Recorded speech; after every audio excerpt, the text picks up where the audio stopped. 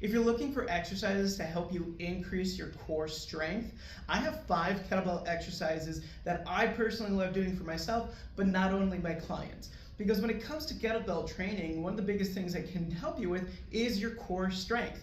And with that, what you allow yourself to do when you embrace kettlebell training is you get brand new effects that you typically wouldn't get with other tools or other modalities. So I'm excited to share with you my favorite 5 kettlebell exercises to help you strengthen your core. The first exercise is going to be a kettlebell glute bridge with a pullover. So when you grab your kettlebell, you're going to grab it from the top of the handles here on the outside. What you're going to do is you're going to bridge your hips upward. You're going to press your feet into the floor, create lots of tension throughout the back side of your thighs and your glutes.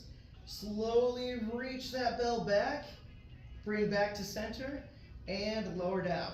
So again, you're going to be pushing your feet into the floor, raise those hips up, squeeze the back thighs, keep your core tight as you're reaching those arms back, and repeat bringing it down.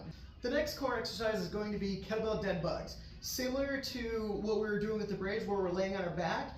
However, this time what we're going to do is we're going to raise those feet up. So I'm going to grab my kettlebell. This time I'm going bottom side up. So I want to grab the kettlebell and hold it upside down. I want to think about eyebrow level, if not a little further back. The further back it goes, the more tension you're going to create. But from this position here, you're going to raise your legs up, get your feet active. And what I mean by that is pull your toes towards your knees. You don't want your feet flat. So get the feet active from that position here. Slowly extend one leg forward and pull back and repeat on the opposite side.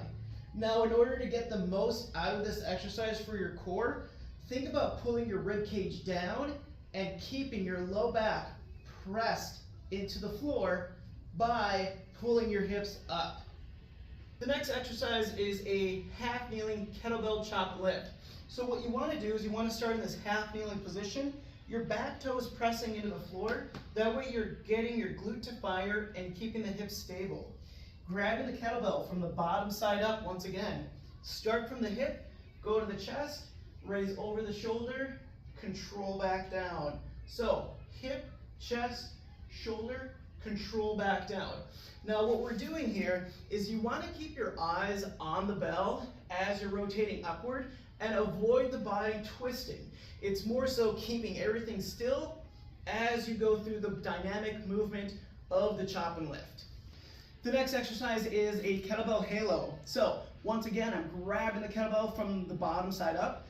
Here, I'm going to think about pushing my feet into the floor, keeping my core tight, meaning I'm bracing all throughout, and I'm going to rotate the kettlebell behind my head. I'm going to bring it down, and then I'm going to repeat going on to the opposite side.